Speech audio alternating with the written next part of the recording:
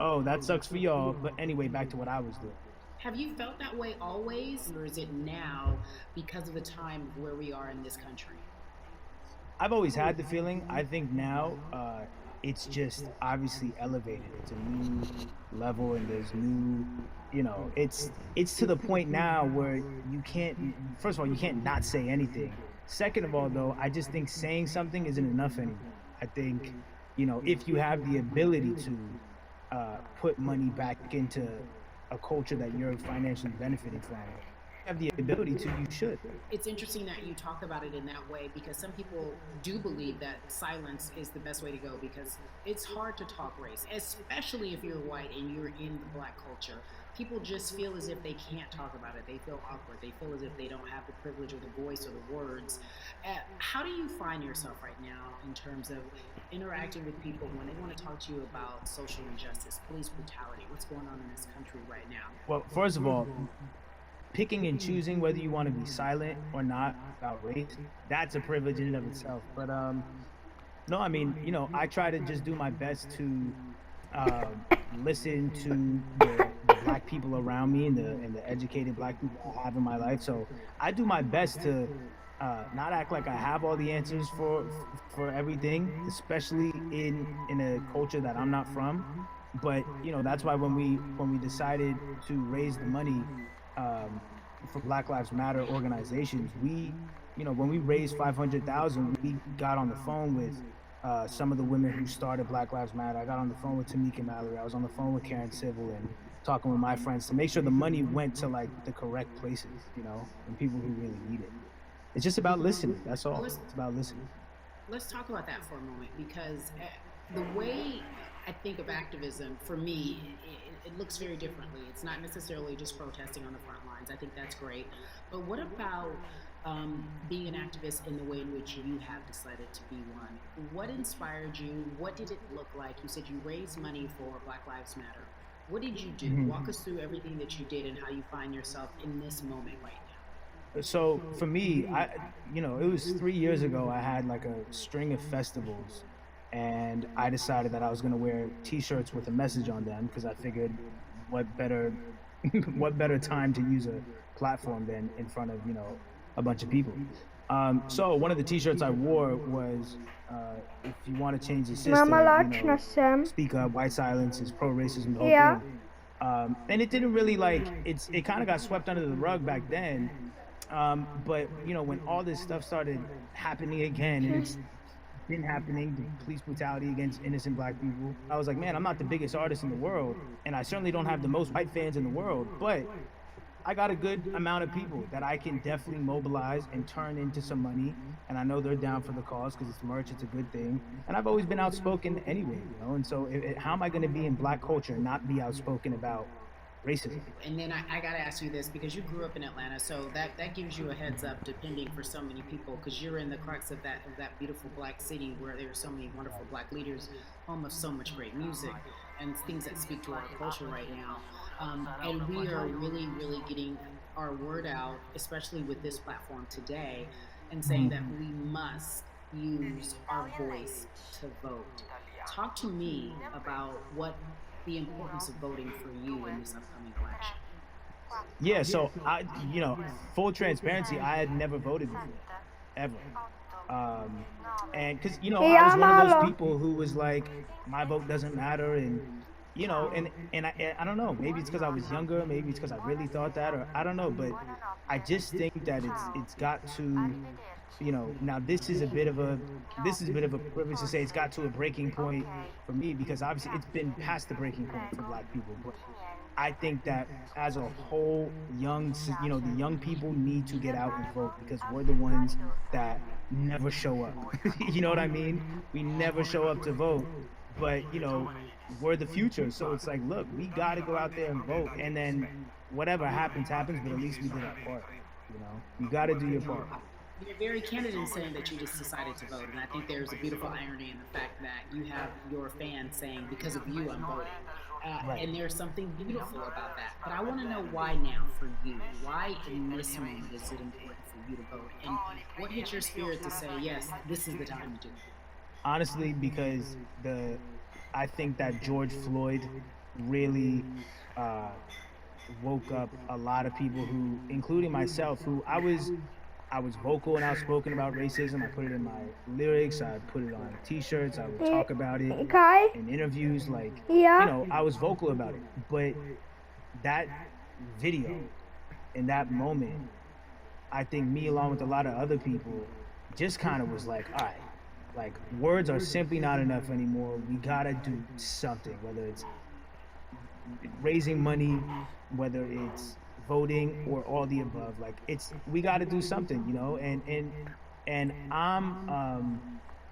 I'm ashamed that it took that for me to be like, I need to raise money and I need to vote.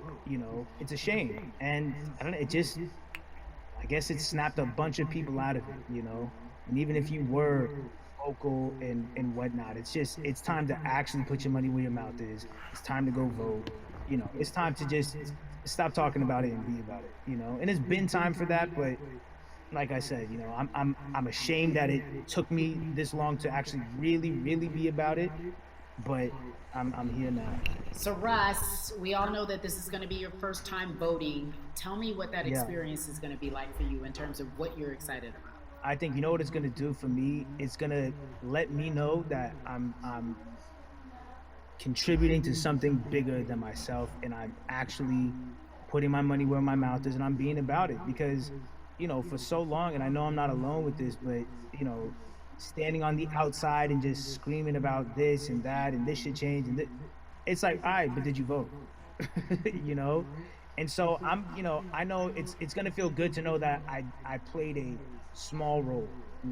And that's the problem. I think the mentality of like, my vote doesn't matter needs to be changed to, my vote, albeit small, does matter. It's a role I'm playing, and if I play my part and you play your part and he and she plays their part, then we make a difference. But it'll feel. I have a feeling it's gonna it's gonna feel very, very bigger than me. I mean, I think when you realize that giving actually feels better than receiving, that's when you start wanting to do your part and contribute. So, voting is an easy way to give.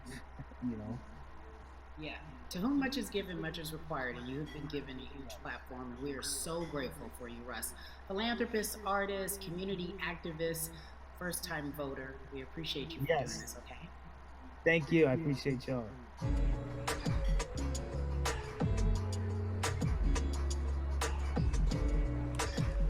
Yeah, la la.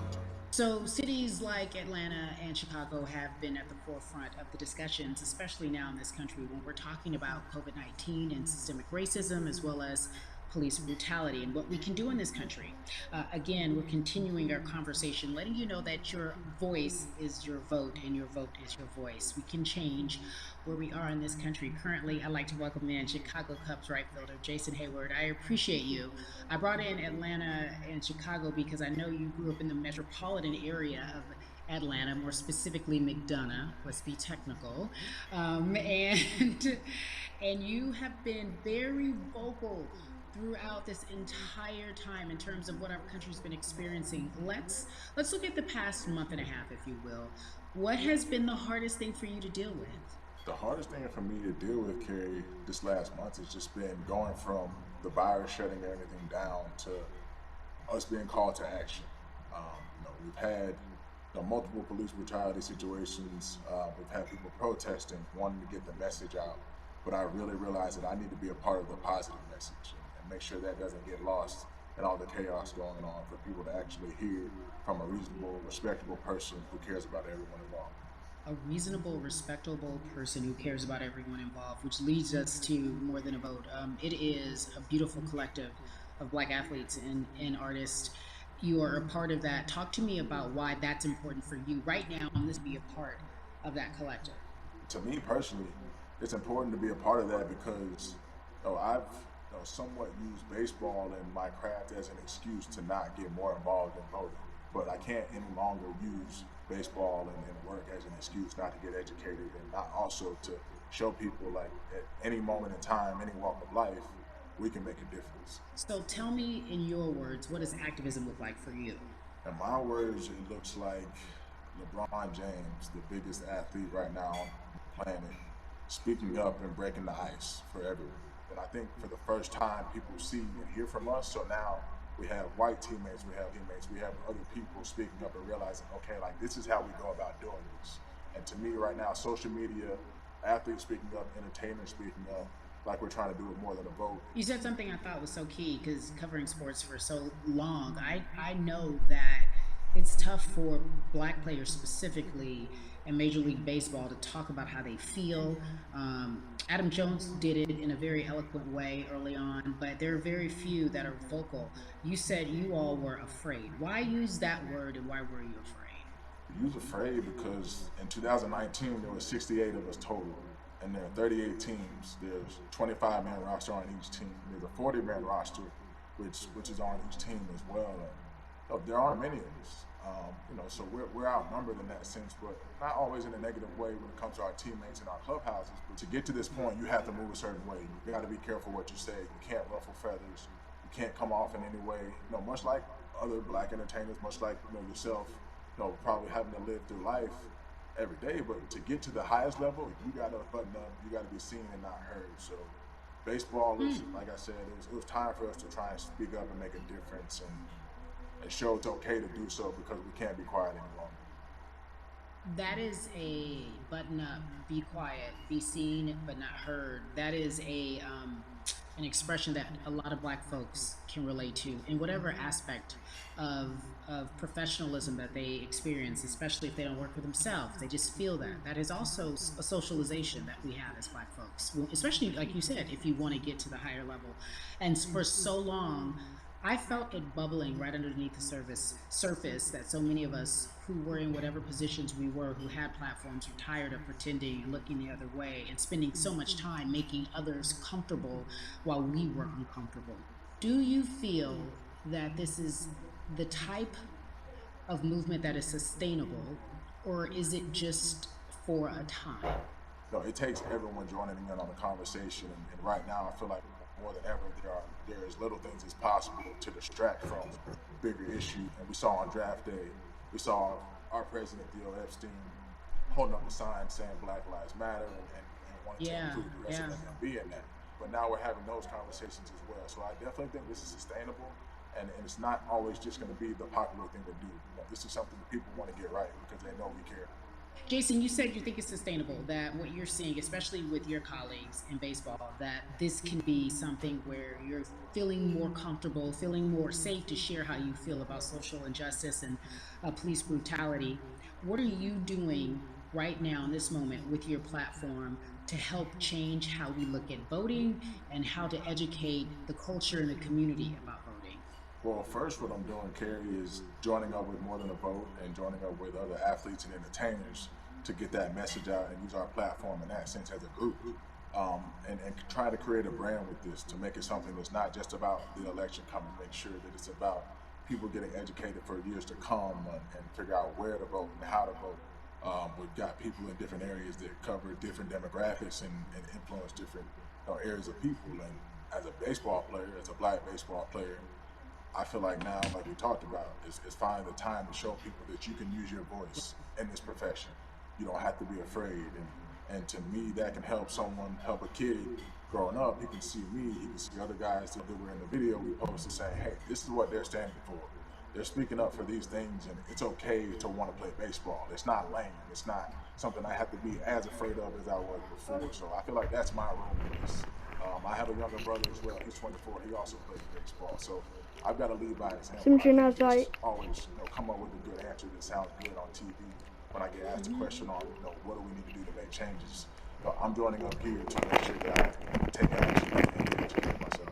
For one, so many people, I feel like in Atlanta, they're on the move. Well, when you want to try to make a vote and try and cast your vote, you have to do it by mail. You have to sign up for the absentee ballot.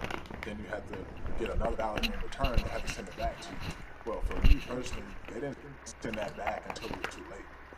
Right? We didn't get it in the mail to the address that's in the mail address at my parents' house. We didn't get that in the mail until it was too late. And then from other friends and family that are still in the group right now, I just hear about them being held in lines too long and trying to get off work. And you know how it is for any family, let alone black family in the city or in the suburbs trying to take care of their family and trying to provide for them. You try to get off work, and then you're like, wait a minute, you start looking for progress. Like, oh, this is not going to happen today, right? And so I saw, Mayor Keisha Bottoms, reach out via social media to people and say, hey, I'm going to address these issues right now. I need y'all to stay in line to cast your votes. Keep hanging in there. So to me in Georgia, that's what that looks like. Well, it's interesting that you even bring that up because there have been all these images, specifically from Georgia, because that's such a battleground, where you see people, especially when it came to the primaries, doing whatever it takes. This is real-life voter suppression that you're talking about. It's been happening for decades. It's not fake. What you're saying, these examples of sending you your ballot too late after the fact or shutting down the polls at 6 o'clock while people still are in line, that's a real-life issue. There needs to be some type of change, and I think that what we're doing right now is fair, but the idea of voter suppression, do you think that is well known, especially with folks, within the generation? I think it's known in our community. Ljudi ubiju. Da ljudi ubivaju v Ameriki črnih. Let people hear about it, let people learn about what that looks like, and get more people to say, okay, look, this is going to happen, we have to expect this, and we can no longer make the excuse, we can't say they didn't warn us. Jason, everybody knows or feels as if everyone knows that the time is now. America's paying attention to us. We have eyes, we have their ears. If you look toward the future, what are you most excited about in terms of seeing the change? I'm excited about how fast the word is traveling. The word is being spread right now. The biggest athletes, the biggest icons, the biggest entertainers are doing their part, but I'm also seeing people out there on the streets doing their part. When so many things got lost, could have very easily got in the commotion when it came to protests, and you saw rioting, you saw looting. People still stood their ground. People still went out there and said, look, we're doing this for the right reasons. We're going to come together. We're going to use drones, we're going to use social medias. I feel like this is a new way of getting things done the right way and just spreading the message. You're right about that, and you're right. People are spreading the word unapologetically. We out here. We doubling down. Thank you so much. I appreciate you. Right. Yeah. Yeah, la la. Hey everybody, I am so excited to welcome a friend, a brother, family member, if you will, former colleague, NBA great, sports analyst, philanthropist. He does it all and is here to give us his time and his platform to talk about something that is so important, that is voting. Everybody, welcome Jalen Rose to We the People. Talk to me about how important it is for the people who know you and love you and look up to you. Why is it so important that you use your platform to talk about voting? Initially, we have to get past the stigma of the mental systemic racism that comes with the presidential race, governors, mayors, senators, judges. We've been conditioned to believe that our vote does not matter. So usually when we looked up at all of those races and people that were running, not only did they not look like us, we didn't believe they were there to represent our best interests. So therefore, as a collective, we didn't mobilize until Barack Obama, and we felt a sense of hope that finally our country is going to do something that we felt would never happen in our lifetime. And I remember being at the inauguration in 2008. I made sure I was there. And we voted in 2016. We didn't vote, Gary. Yeah. We didn't vote. And so many people try to make this political. This is not political. Me telling somebody to vote is like telling somebody to pay taxes. So that's one, getting over the stigma of nobody is going to represent our best interest. And then number two, the reality is that the person that gets the most votes doesn't necessarily win the presidency. That's uncomfortable right there, because that's actually what took place in 2016. The Electoral College chose the president. And if you put all of their pictures up, I'm pretty sure they look a lot more like each other than they look like you and I. How about that? And then the third thing, especially in urban environments, Oh man, they create barriers for us, Kerry. It's like you got to jump over the fence, you got to run past the dog, you got to jump on the hood of the car. The lines is 5 hours long. You get up to the pole and they don't work. Elderly people working in the city, while they got the young people who understand technology working in the suburbs. Like these are all systematic things that try to discourage us from voting. And then finally, we don't have a day off to vote. We need to work. So we don't get a day off. It's gonna be a full day, and I gotta work to pay my bills. So you know what I'm gonna do? I'm gonna mail in vote. And you know what you want people to realize, that that counts too. So your vote will be counted if you're able to mail it in. So those are a few things that I hope that we can do and mobilize. And shout to LeBron and his team. Shout to you and everybody involved. We will make a difference. Well, let's talk about more than a vote. There is a black collective of athletes, of artists coming together and saying voter suppression is a real deal, especially in the black community. When you just talked about, I got to work, so I can't go vote. And then when we do get in the booth, just in case we don't have to work, do we know who we're voting for? Not only do we have to vote, we got to be educated. And it's not always even about the man who's in office or the woman who's in office for president. It's about your local elections. It's about the people who are your DAs, your state DAs, like the people who actually make change in your community, who will change police brutality, who will make sure that your community is taken care of, who will defund police and hope that they can help you in stopping police brutality. So talk to me about why you decided to be a part of More Than a Vote and what it actually means. Well, it means a lot to be involved with such an impressive collective as you mentioned. And I said this multiple times, and I know it can be uncomfortable when I say it, but a lot of times we have to get to the root of the issue before we find the solution. And the quote was, I wish America loved black people as much as it loves black culture. And this collective, by the way, represents in a lot of ways what's encouraging, but also sometimes disappointing about our role as black people in America.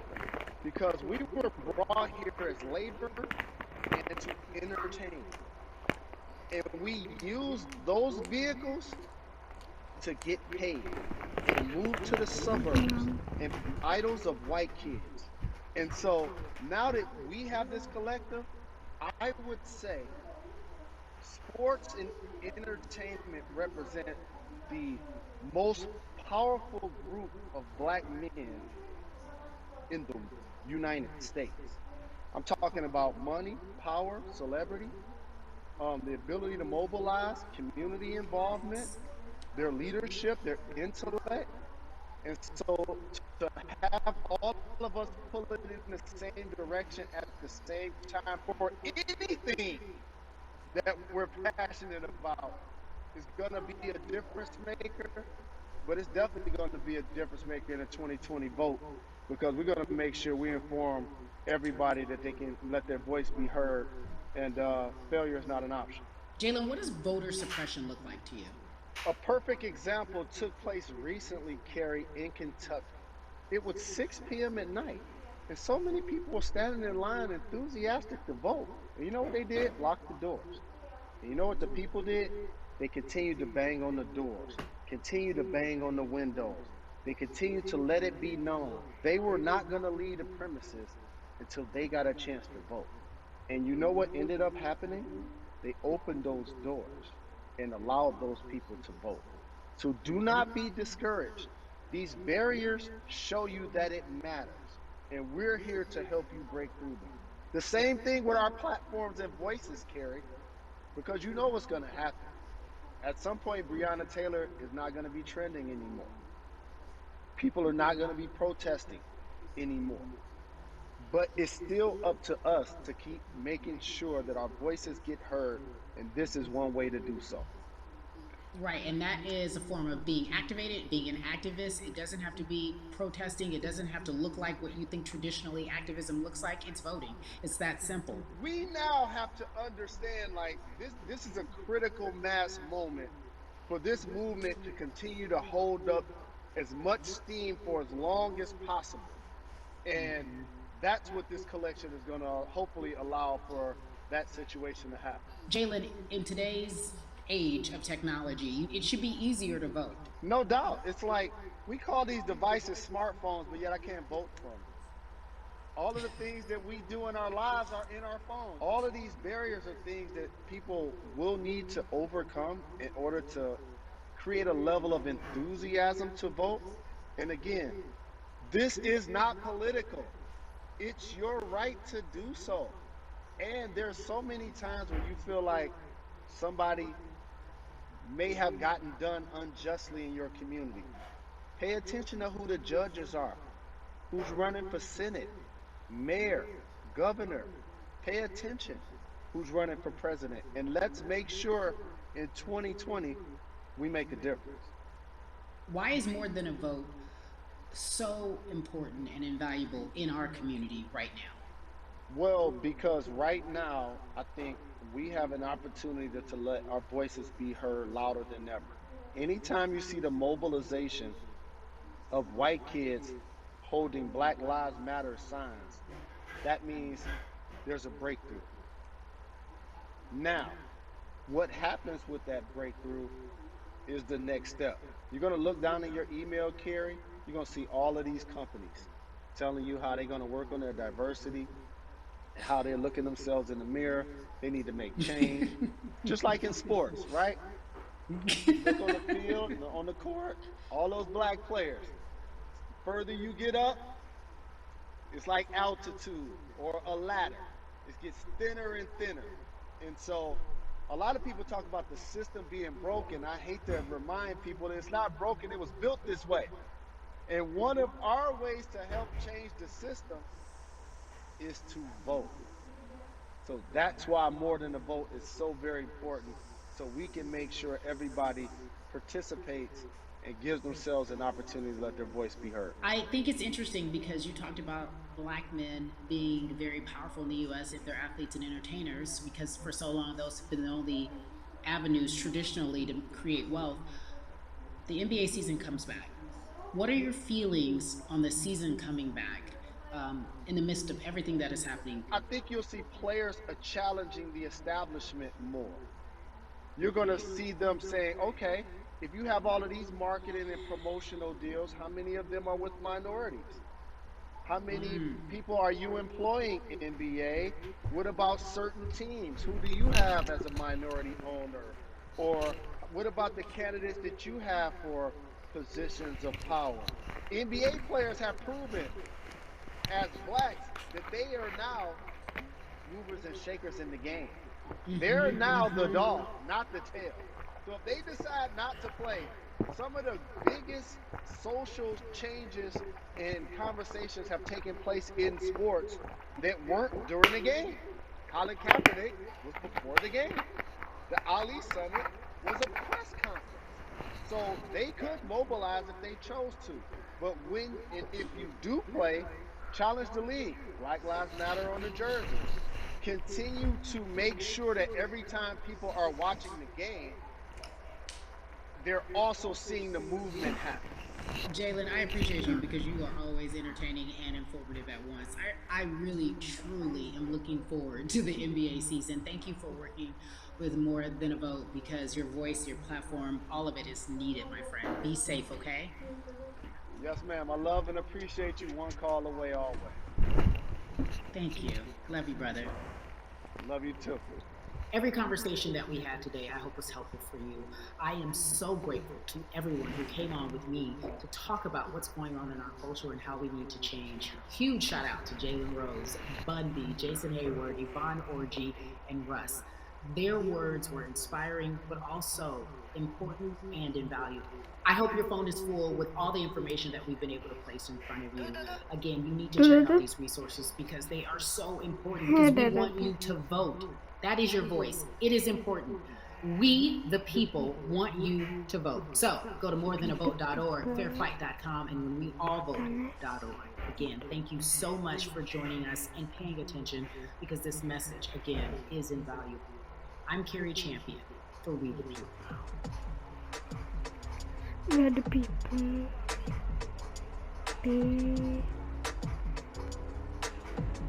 Konačno konec je. Hip hop. Ok.